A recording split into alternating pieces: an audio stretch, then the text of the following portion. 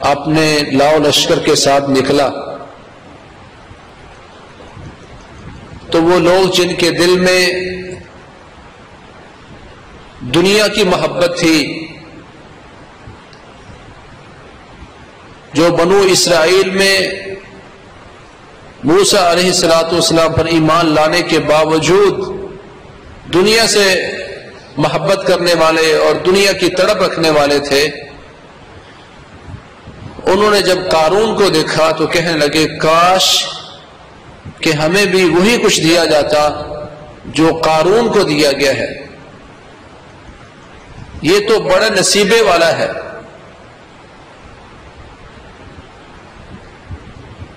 یہ تو بڑا خوش بخت ہے۔ تو موسیٰ علیہ السلام کی قوم میں سے جو علم والے تھے انہوں نے ان کو نصیحت کی اور کہا وَيْلَكُمْ ثواب اللہ خیر لمن آمن وعمل صالحا، تمہارا بھلا ہو، اللہ کا ثواب، اللہ کا دیا ہوا رزق یہ اس انسان کے لیے بڑا ہی بہتر ہے جو ایمان لے آیا اور عمل صالح کیے۔ جتنا اس کو ملا ہے تھوڑا یا زیادہ وہی اس کے لیے بہتر ہے، لیکن وَلَا يُلَقَّاهَا إِلَّا الصَّابِرُونَ، یہ صرف ان لوگوں کو دیا جاتا ہے، ان لوگوں کے نصیب میں ہوتا ہے جو صبر کرنے والے ہوتے ہیں۔ یہاں دنیا کی زینت کو دیکھ کر، دنیا کے مال و متاع کو دیکھ کر قارون کو خوش قسمت سمجھنے والوں کو علماء بنی اسرائیل نے نصیحت کی ہے کہ یہ دنیا کی ظاہری ٹیپ ٹاپ زیب و زینت، شان و شوکت، اس کی کوئی حیثیت نہیں ہے، یہ تو پانی کا بلبلہ ہے۔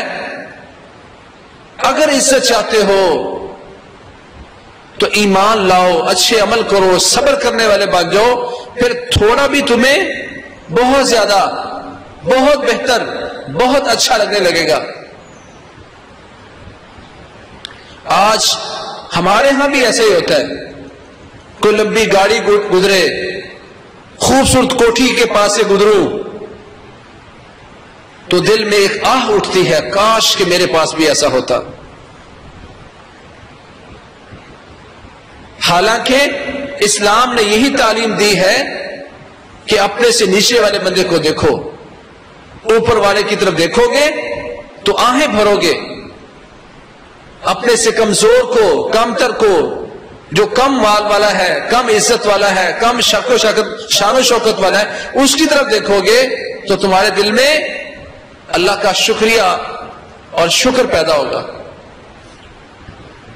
رسول اللہ صلی اللہ علیہ وسلم نے ارشاد فرمایا قد افلح من اسلم ورزق کفافا وقنعه اللہ بما اعطاه، قد افلح، یقیناً کامیاب ہو گیا وہ انسان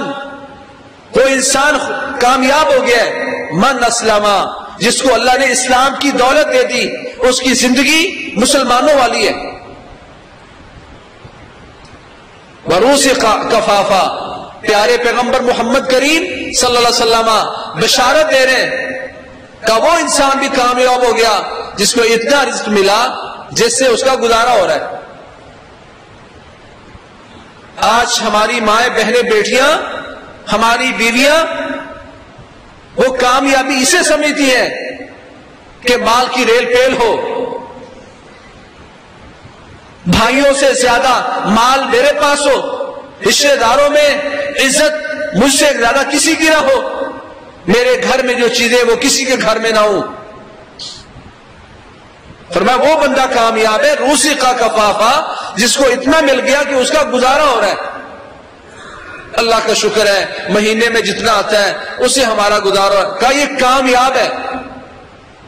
لیکن سوال یہ ہے کہ ہمارے معاشرے میں، دیندار طبقے میں کتنے وہ لوگ ہیں جو اسے کامیابی سمجھتے ہیں؟ پیارے پیغمبر قد افلح، یقیناً، تحقیق وہ بندہ کامیاب ہو گیا، پیارے پیغمبر اسے کامیاب قرار دے رہے ہیں، پر میں ایسا مسلمان ہوں اسے کامیابی سمجھنے کے لیے تیار ہی نہیں ہوں۔ وَارْضَ بِمَا قَسَمَ اللَّهُ لَكَ تَكُنْ أَغْنَى النَّاسِ، کہا جب جو تمہیں مل گیا ہے، جب اس پر راضی ہونا سیکھ جاؤ گے، جو مل گیا ہے، جو تیرے پاس ہے، جو تیرے مقدر میں لکھا گیا ہے، اس پر راضی ہونا سیکھ جاؤ، اس پر خوش رہنا سیکھو، تَكُنْ أَغْنَى النَّاسِ، تو دنیا میں سب سے بڑے غنی تم بن جاؤ گے، تم سے بڑا غنی کوئی نہیں ہوگا۔ پر جب یہ حسرت پیدا ہوتی ہے،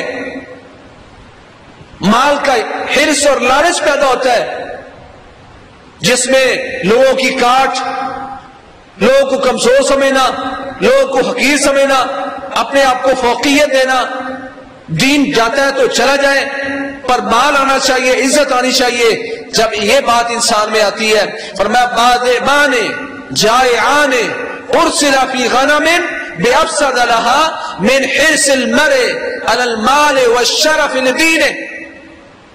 پیارے پیغمبر فرماتے ہیں جب کسی انسان میں دو چیزیں آ جاتی ہیں تو یہ دو چیزیں انسان کے ایمان کو اتنا برباد کرتی ہیں، اتنا برباد کرتی ہیں، جتنا کہ دو بھوکے بھیڑیے بکریوں کے ریوڑ میں گھس کر ریوڑ کو اتنا برباد نہیں کرتے جتنی وہ دو چیزیں انسان کے ایمان کو برباد کرتی ہیں۔ حرص المرء علی المال والشرف، کہ بندہ مال پر حریص، لالچی، عزت پر حریص اور لالچی، لوگوں کی کاٹ کر کے، اسلام کو پیچھے کر کے، لوگوں کو حقیر جان کے اپنے آپ کو آگے بڑھانے والا، آگے لے جانے والا، مال پر اس طرح کا حریص اور دولت پر اور عزت پر اس طرح کا حریص، اور میں یہ اپنے دین کو اتنا برباد کر بیٹھتا ہے جتنے کہ دو بھوکے بھیڑیے کسی ریوڑ میں گھس کر اتنی بربادی نہیں کرتے۔ کیا یہ میرے ذہن میں بات ہے کہ عزت کیا ہے، کامیابی کیا ہے؟ فرمایا کامیابی یہ ہے وَقَنَّعَهُ اللَّهُ بِمَا أَعْطَى، جو اللہ نے دیا اس پر قناعت بھی نصیب کر دی۔ قناعت کا معنی جو مل گیا اس پر راضی ہونا، اس کو کافی سمجھنا، اس پر اپنے آپ کو مطمئن کرنا شروع کر دے تو یہ قناعت ہے۔ کن قانعا تکن اغنى الناس، ایک حدیث میں آیا، فرمایا قناعت سیکھ جاؤ، قانع بننا سیکھ جاؤ، قناعت سیکھ جاؤ، تم میں قناعت آ گئی تو تم سے بڑا دنیا میں غنی کوئی نہیں ہوگا۔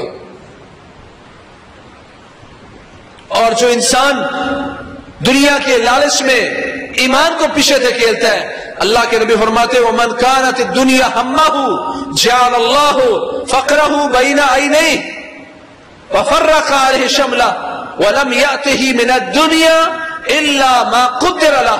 فرمایا جب یہ انسان دنیا پر حریص ہو جاتا ہے، ایمان کی فکر نہیں ہے، نماز کی فکر نہیں ہے، عزیز و اقارب کی فکر نہیں ہے، جب یہ انسان مال کے پیچھے یوں دوڑتا ہے، دنیا کو اپنا ہدف اور ٹارگٹ بنا لیتا ہے، فرمایا اللہ کریم اس بندے کی آنکھوں کے سامنے اس کے ماتھے پر اس کی فقیری کو چسپاں کر دیتے ہیں، ارب پتی ہونے کے باوجود دنیا میں اس سے بڑا فقیر کوئی نہیں۔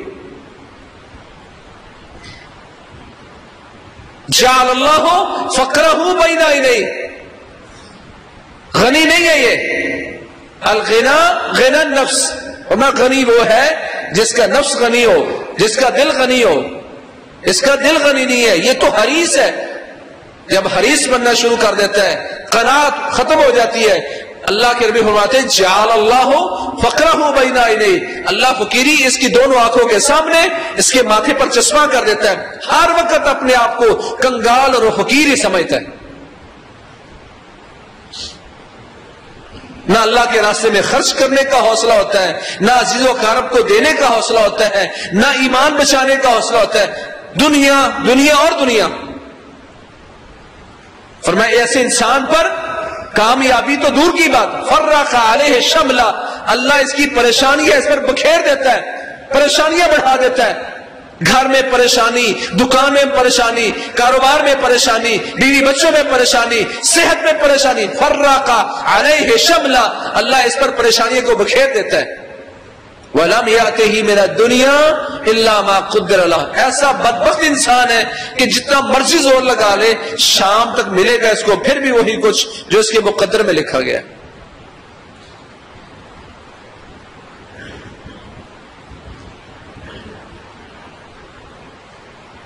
قارون کے پاس بڑا مال تھا، زینت کے ساتھ نکلا ہے، لوگ آہیں بھر رہے کاش کہ ہمارے پاس بھی ایسا ہوتا. لیکن سمجھانے والے سمجھا رہے نہیں، ثواب اللہ خیر لمن آمن وعمل صالحا.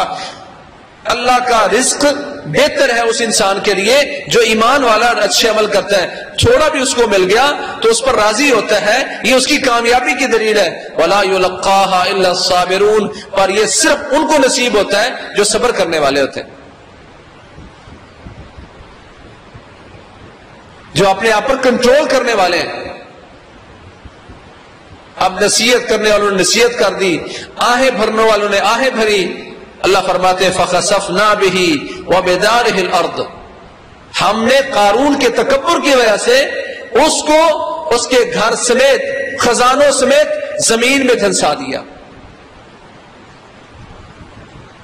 کہاں گئی اس کی عزت، کہاں گیا اس کا مال، کہاں گئی شان و شوکت، کہاں گئے نوکر چاکر. اللہ فرماتے ہیں فَخَسَفْنَا بِهِ وَبِدَارِ الْأَرْضِ فَمَا كَانَ لَهُ مِنْ فِئَةٍ يَنْصُرُونَ. کوئی ان کا گروہ نہیں بچا. فَمَا كَانَ لَهُ مِنْ فِئَةٍ يَنْصُرُونَهُ مِنْ دُونِ اللَّهِ. اب اللہ کے علاوہ ساری دنیا بھی مل گئی اس کے ساتھ، سارے نوکر چوکر مل گئے، مضبوط قلعے گھر مل گئے، پر کوئی بھی اللہ سے اس کو بچا نہ سکا، کوئی گروہ اس کی نصرت نہ کر سکا.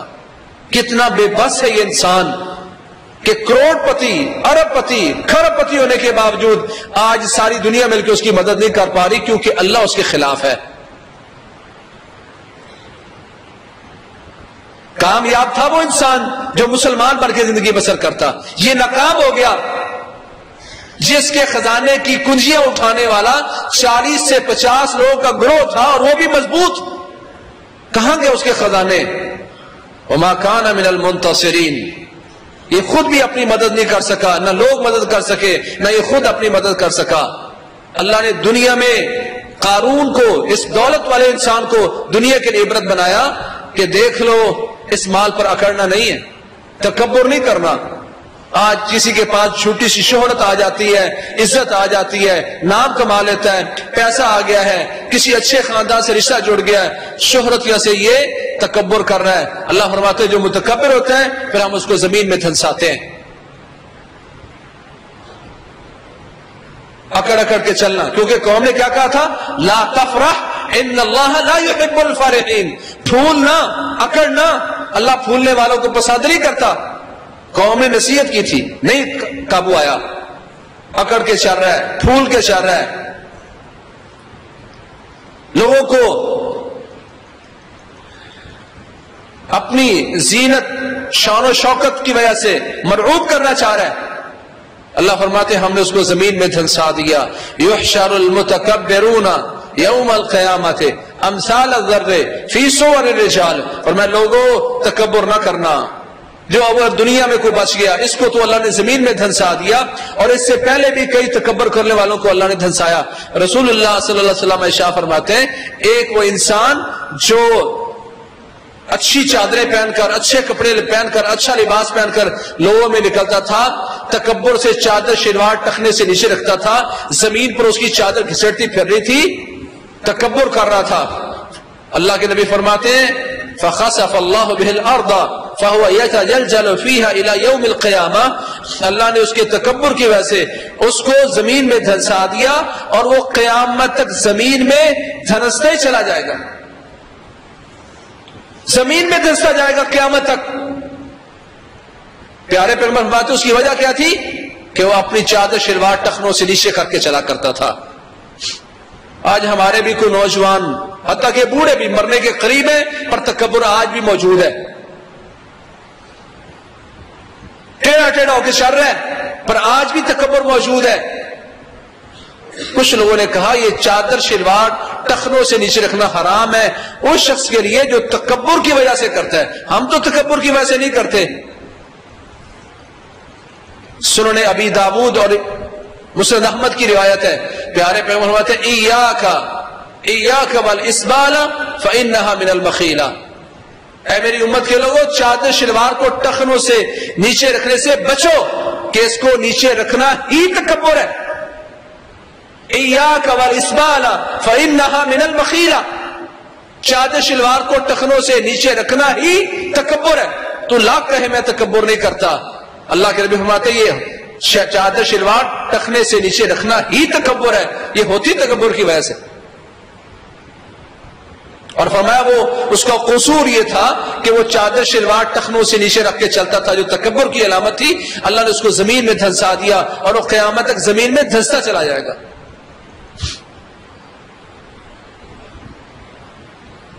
اللہ نے اس قارون کو اس کے تکبر کی وجہ سے زمین میں دھنسایا۔ پیارے پیغمبر فرماتے 3 بندے ایسے ہیں، لا یکلمہم اللہ یوم القیامت ولا ینظر الیہم ولا یزکیہم ولہم عذاب علیم۔ 3 بندے ایسے ہیں اللہ نہ ان سے کلام کرے گا، نہ ان کی طرف نظر رحمت سے دیکھے گا، نہ ان کو گناہوں سے پاک کرے گا، اور بڑھ کے ان کے لیے دردناک قسم کا عذاب ہے۔ 4 مصیبتیں ان پر، نہ اللہ کلام کرے گا، نہ اللہ ان کی طرف دیکھے گا، نہ اللہ ان کو گناہوں سے پاک کرے گا، بلکہ ان کے لیے دردناک عذاب ہے۔ کون ہے؟ انہوں نے کہا المسبل ازارہ، پہلا بندہ وہ ہے جو چادر شلوار کو ٹخنوں سے نیچے رکھتا ہے۔ یہ گناہ ہی نہیں سمجھا جاتا، یہ فیشن ہے، بے لطف گناہ ہے۔ کچھ لوگ کبیرہ گناہ، یہ کبیرہ گناہ ہے۔ کچھ لوگ گناہ کرتے ہیں مزہ لیتے ہیں، شراب پیتے کچھ مزہ لیتے ہوں گے، زنا کرتے ہیں کچھ مزہ لیتے ہوں گے، اور یہ بھی کبیرہ گناہ ہے۔ زنا کی طرح، شراب کی طرح یہ بھی کبیرہ گناہ ہے، اور ایسا بے لذت گناہ ہے کہ جس کی وجہ سے انسان لذت بھی کوئی محسوس نہیں کرتا اور کبیرہ گناہ کر رہا ہے۔ یہ تکبر ہے۔ پہلا بندہ جو چادر شلوار ٹخنوں سے نیچے رکھتا ہے، دوسرا بندہ وہ جو کسی کو کچھ دے کر پھر احسان جتلاتا ہے، یہ میرے ٹکڑوں پر پلنے والا، میں نے اس کے ساتھ یہ کیا تھا، میں نے اس کے ساتھ یہ کیا تھا، آج اس نے میرے ساتھ یہ کیا ہے۔ کہ ایسا بندہ قیامت کے دن اللہ تعالیٰ اس کے ساتھ بھی نہ کلام کرے گا، نہ دیکھے گا، نہ ان کو گناہوں سے پاک کرے گا، اس کو دردناک قسم کا عذاب دے گا۔ یہ منان ہے، احسان جتلا رہا ہے۔ اور تیسرا بندہ وہ جو قسمیں اٹھا اٹھا کر، جھوٹی قسمیں اٹھا اٹھا کر اپنے سودے بیچتا ہے۔ اللہ فرماتے ہیں ہم نے قارون کو اس کے گھر سمیت زمین میں دھنسا دیا کیونکہ تکبر کرتا تھا۔ یحشر المتکبرون یوم القیامت امثال الذر فی صور الرجال، فرمایا جو تکبر کرنے والا ہوگا قیامت کا دن ہوگا، اللہ اس متکبر کو قیامت کے دن، شکل تو اس کی انسان جیسی ہوگی لیکن اللہ اس کو ریڈیوس کرتا کرتا کرتا اتنا چھوٹا کر دے گا، اتنا چھوٹا کر دے گا، امثال الذر، ذر کہتے ہیں اس چونٹی کو جو کبھی آپ کو کاٹتی ہے تو آپ درد محسوس کرتے ہیں مگر آپ کو نظر نہیں آتی، وہ بھورے رنگ کی چھوٹی سی چونٹی، اس کو عربی میں کہتے ہیں ذر، کہ یہ ہے انسان، شکل اس کی مردوں جیسی ہے یا عورتوں جیسی ہے، پر اس کے تکبر کی وجہ سے اللہ اس کو چھوٹا کرتے کرتے اتنا چھوٹا کر دے گا کہ یہ بڑی سے بڑی چونٹی جیسا بن جائے گا۔ اپنے آپ کو بڑا سمجھنے والا، کسی بھی لحاظ سے، خوبصورتی کی وجہ سے تکبر کر رہا ہے، مال کی وجہ سے تکبر کر رہا ہے، علم کی وجہ سے تکبر کر رہا ہے، شان و شوکت کی وجہ سے تکبر کر رہا ہے، کسی طرح کا بھی تکبر ہے، اللہ اس کو چھوٹا بنا دے گا، چونٹی بنا دے گا اس کو۔ اس کے کان بھی ہیں، اس کی آنکھیں بھی ہیں، اس کا منہ بھی ہے، اس کی زبان بھی، ساری چیزیں، پر چھوٹا کر دیا اس کو۔ یغشاہ الذل من کل مکان، دوسری اس پر مصیبت، آفت اور عذاب یہ ہے کہ چاروں طرف سے اس پر ذلت چھائی ہوگی۔ جھوٹی عزت کی خاطر اکڑ اکڑ کے چلنے والا، زینت پہ چلنے والا، اپنے آپ کو بڑا سمجھنے والا، آج چاروں طرف سے اس پر ذلتیں چھائی ہیں۔ یغشاہم الذل من کل مکان، ہر طرف سے اس پر ذلت چھائی ہوئی ہے۔ یساقون الی سجن فی جہنم یقال لہ بولس، چوتھا اس پر عذاب یہ ہے کہ اس کو دھکیل کر، اس کو دھکے دے دے کے جہنم کے اس قید خانے میں لے جایا جائے گا جس کا نام بولس ہے۔ بولس نامی قید خانے میں اس انسان کو دھکیل کر پھینکا جا رہا ہے.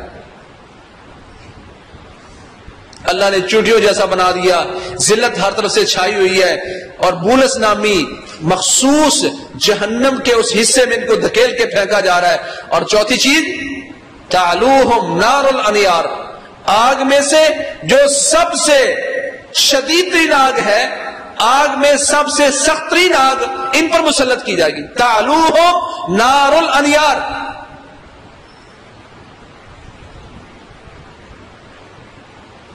آگ میں سے جو سب سے مضبوط آگ وہ ان پر مسلط کی جائے گی. اور پانچویں مصیبت, پانچواں عذاب کیا ہے؟ وَيُسْقَوْنَ مِنْ عُصَارَةِ أَهْلِ النَّارِ طِينَةِ الْخَبَالِ, وہ جہنمیوں کے جسم سے جو گندا خون, سیاہ خون, ان کی پس, وہ کچا خون جسم سے جو نکل کے جب یہ آگ میں گل سڑ گیا ہے اور سارا جسم اس کا گل سڑ گیا ہے, صرف ہڈیاں رہ گئی ہیں, یہ سارا جسم جب پگھل کر وہ خون بن جائے گا, وہ ان کو پلایا جائے گا.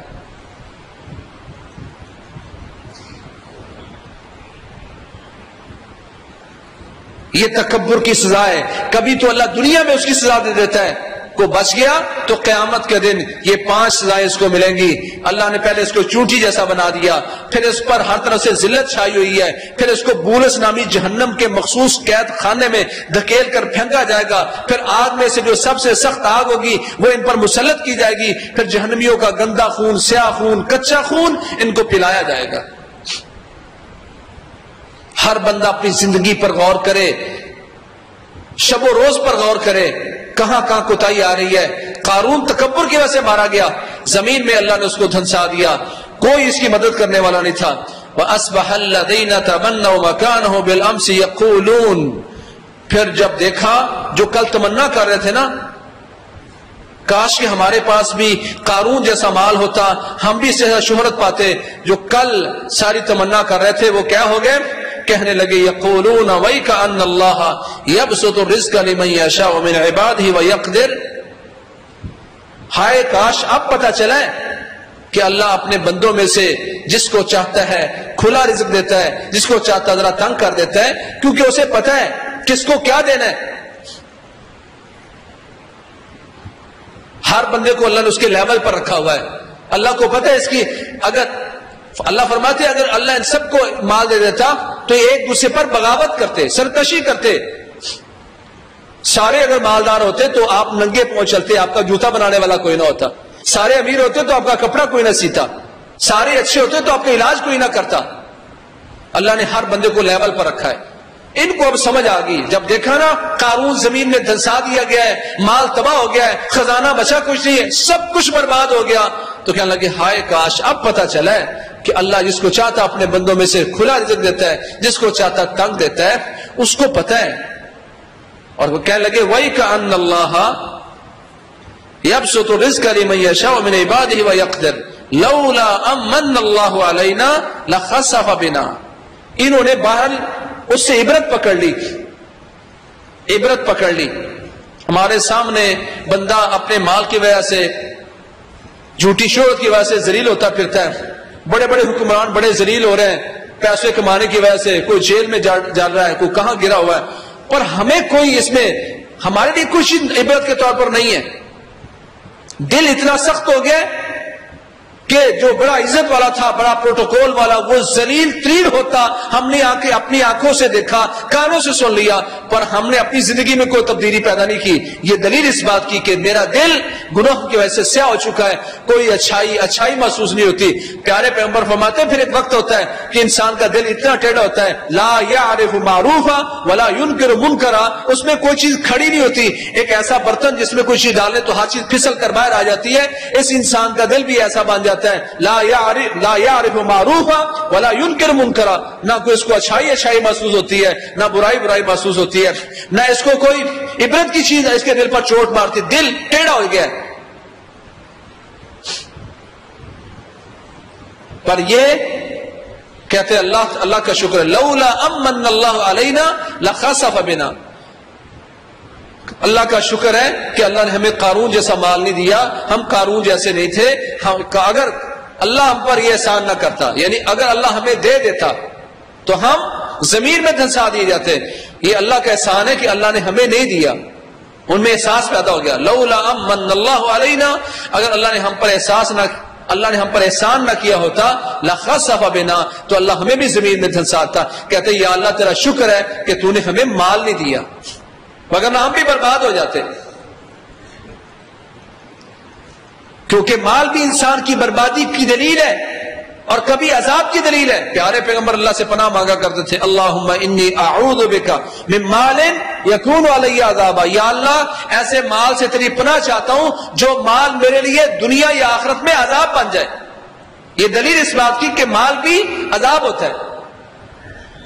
یہ کہتے شکر ہے کہ ہمارے پاس قارون جیسا مال نہیں تھا، وگرنہ ہم بھی عذاب میں مبتلا ہوتے، ہم بھی زمین میں دھنسا دیے جاتے. وَإِكَأَنَّهُ لَا يُفْلِحُ الْكَافِرُونَ، کہتے ہائے اب پتہ چلا ہے کہ جو نہ شکر ہوتا ہے، اللہ کا انکار کرنے اور کفر کرنے والا، وہ کبھی فلاح نہیں پاتا. فلاح وہ پاتا ہے طوبى لمن اسلم، ایک اور قد افلح من اسلم، کامیاب ہو گیا وہ انسان جو مسلمان بن کے زندگی بسر کرتا ہے. وَرُزِقَ كَفَافًا، اور اتنا مل گیا کہ گزارا ہو رہا ہے. وَقَنَّعَهُ اللَّهُ بِمَا آتَى، جو اللہ نے دیا ہے اللہ نے اس بندے کو اس پر قناعت بھی دے دی، صبر بھی دے دیا کہ اللہ تعالیٰ شکر ہے بہت ہے، کہ یہ انسان کامیاب ہے. ایک میں قد افلح من اسلم، ایک میں طوبى لمن اسلم، مبارک ہو اس انسان کو، خوشخبری اس انسان کے لیے جس میں یہ تین وصف موجود ہیں. مسلمان ہے، گزارے لائق ملا ہے، جو ملا اس پر خوش ہے، یہ کامیاب ہے. قارون تو برباد ہو گیا، مالدار تو برباد ہو گیا. اللہ تعالیٰ فرماتے ہیں تِلْكَ الدَّارُ الْآخِرَةُ نَجْعَلُهَا لِلَّذِينَ لَا يُرِيدُونَ عُلُوًّا فِي الْأَرْضِ وَلَا فَسَادًا، وہ آخرت کا گھر ہم اس انسان کو دیں گے جو زمین میں علو نہیں چاہتے. علو کا معنی کیا ہے؟ بڑا پن، اپنے آپ کو بڑا بنانا، بلندی چاہنا. کا آخرت کا گھر اس کو ملے گا جو دنیا میں بلندی نہیں چاہتا، علو تکبر نہیں چاہتا ہے، اپنے آپ کو بڑا بنا کے لوگوں کو حقیر نہیں بناتا. یہ آخرت کا گھر اس کو دیں گے جو دنیا میں علو نہیں چاہتے. اور ہم میں سے ہر ایک میں یہ مرض موجود ہے کہ جہاں میں ہوتا ہوں میں کہتا ہوں مجھ سے اوپر کوئی نہ ہو، میری بات سب سے مقدم ہو، میں سب سے فوقیت پر جاؤں. کہ یہ تو وتیرہ ہی نہیں ان لوگوں کا. آخرت ان کو ملے گی ان اللہ یحب العبد التقی الغنی الخفی، اللہ اس بندے کو پسند کرتا ہے جو متقی ہے، پرہیزگار ہے، النقی صاف ستھرا ہے، الخفی چھپ چھپ کے رہنے والا ہے، شہرت نہیں، چھپ چھپ کے رہنے والا. اللہ تو اسے پسند کرتا ہے. اور یہاں کہا آخرت اس کو ملے گی جو دنیا میں علوم نہیں چاہتے، بڑا پن نہیں چاہتے. شروع میں کیا کہا؟ وَابْتَغِ فِيمَا آتَاكَ اللَّهُ الدَّارَ الْآخِرَةَ، اے قارون جو اللہ نے تمہیں دیا ہے اس کے ذریعے اپنی آخرت بہتر کرو. آخر میں کہا یہ گھر کس کو دیں گے؟ جو اس دنیا میں جو ملا اس کو اللہ کے راستے میں صرف کر کے بلندی چاہنے کی بجائے آخرت کی بلندی چاہنے والے ہو گئے. کہ اللہ ہم آخرت ان کو دیں گے، آخرت گھر ان کے لیے ہوگا، ہم آخرت اس کو دیں گے، آخرت کا گھر اسے نصیب کریں گے جو دنیا میں نہ علوف چاہتا ہے، بلندی نہیں چاہتا، تکبر نہیں چاہتا، ولا فسادا، اور دنیا میں فساد بھی نہیں مچاتا، امن کی بات کرتا ہے، صلح کی بات کرتا ہے، بڑا پن نہیں چاہتا. بھائیو اگر آپ چاہتے ہیں کہ اگر آپ اپنے آپ کو پرکھیں کہ آپ دنیا میں رہتے ہوئے علوف نہیں چاہ رہے، فساد نہیں چاہ رہے، تو اس کی علامت کیا ہے؟ اور بھائیو اگر آپ کی مجلس میں آپ بیٹھے ہیں، احباب بیٹھے ہیں اور اللہ کا ذکر ہو رہا ہے، اللہ کو یاد کیا جا رہا ہے، تو یقین کر لیں کہ انشاءاللہ آپ آخرت چاہ رہے ہیں. اور اگر اللہ کے ذکر کے بجائے لوگوں کا ذکر ہو رہا ہے، فلاں نے یہ کیا، فلاں یوں کہتا تھا، فلاں نے ایسا کیا، تو یقین کر لیں کہ آپ دنیا میں علوم بھی چاہ رہے ہیں اور فساد بھی چاہ رہے ہیں. یہ آخرت والوں کی علامت نہیں ہے. افسوس یہ ہے کہ آج مجلسوں میں بیٹھ کر ہمارے پاس اللہ کا ذکر کرنے کا وقت نہیں ہے، لوگوں کا ذکر کرنے کا وقت ہے، اور بیٹھتے لوگوں کا ذکر کرنے کے لیے فلاں نے یوں کیا، فلاں نے یوں کہا. ما من قوم يقومون من مجلس لم يذكروا الله فيه ولم يصلوا على نبيهم الا قاموا مثل شيفة حمار وكان عليهم حسرة. آج ہماری گھروں میں ہماری مجلسوں میں بے برکتی ہے، نحوست ہے، وجہ کیا ہے؟ اللہ کے نبی فرماتے ہیں صلی اللہ علیہ وسلم، کوئی قوم، کچھ لوگ مجلس میں یوں اٹھ کر چلے جاتے ہیں، اس مجلس میں نہ اللہ کا ذکر ہوتا ہے، نہ پیارے پیغمبر پر درود پڑا جاتا ہے، الا قاموا اب مثل جیفۃ حمار، جب یہ اٹھ کے جاتے ہیں تو سارے اٹھنے والے ایسے ہوتے ہیں جس طرح بدبودار مردار گدھے ہوں، بدبودار مردہ گدھوں کی طرح اٹھ کے جانے والے یہ لوگ ہیں جو مجلسوں میں اللہ کا ذکر نہیں کرتے، پیارے پیغمبر پر درود نہیں پڑھتے۔ یہ مجلس سے دی تھی کہ اس میں جو آخرت کو چاہتے ہیں وہ دنیا میں علو، بڑا پن، میں نے یوں کیا، میں نے ایسا کیا، فلاں کا یہ مسئلہ ہے، نہ فساد مچاتے ہیں، نہ اپنے آپ کو بڑا بناتے ہیں، ان کو ملے گی آخرت۔ اللہ کی مجلس میں بیٹھ کر اللہ کا ذکر کرنے والے، ان کو ملے گی آخرت۔ اور اگر اس نے وہاں بیٹھ کر اللہ کا ذکر نہیں کیا، پیارے پیغمبر درود نہیں بھیجا، دنیا کو کاٹتا رہا، لوگوں کی باتیں کرتا رہا، ملک پر تبصرے کرتا رہا، حکمرانوں کی باتیں کرتا رہا، عزیز و اقارب اور دوستوں کی باتیں کرتا رہا، غیبتیں کرتا رہا، تو پھر یقین کر لیں کہ اس کو اللہ کے ذکر کی بجائے کس کے ذکر کو زیادہ یہ پسند کر رہا ہے، کس کو محبوب سمجھ رہا ہے۔ وَكَانَ عَلَيْهِمْ أَسْرًا، فرمایا اگر اس مجلس میں اللہ کا ذکر نہ ہوا تو یہ مجلس ان کے لیے قیامت دن حسرت و ندامت بن جائے گی، ذلت بن جائے گی۔ اللہ پھر فرماتے وَالْعَاقِبَةُ لِلْمُتَّقِينَ، اچھا انجام پرہیزگاروں کے لیے ہے، تکبر والوں کے لیے نہیں، دنیا کے لیے بھاگنے والوں کے لیے نہیں، تقوی اختیار کرنے والے دنیا بھی کماتے ہیں، پر جب اللہ تعالیٰ کی بات آتی ہے تو اس وقت وہ اللہ کی طرف آتے ہیں، اللہ کا حق ادا کرتے ہیں۔ وَالْعَاقِبَةُ لِلْمُتَّقِينَ، اور اچھا انجام ایسے پرہیزگاروں کے لیے ہے۔ اللہ کریم ہمیں اس سارے واقعات میں جو اللہ نے ہمیں نصیحتیں کی ہیں، اللہ اس پر عمل کرنے کی توفیق نصیب فرمائے، جس بات سے روکا ہے اللہ کریم اس سے رکنے کی توفیق نصیب فرمائے، جب تک زندہ رہیں اسلامی زندگی بسر کریں، اور جب موت ہے تو شہادت کی موت ہے۔ فَأَقُولُ قَوْلِي هَذَا وَأَسْتَغْفِرُ لِي وَلَكُمْ سُبْحَانَكَ اللَّهُمَّ وَبِحَمْدِكَ أَشْهَدُ أَن لَّا إِلَهَ إِلَّا أَنتَ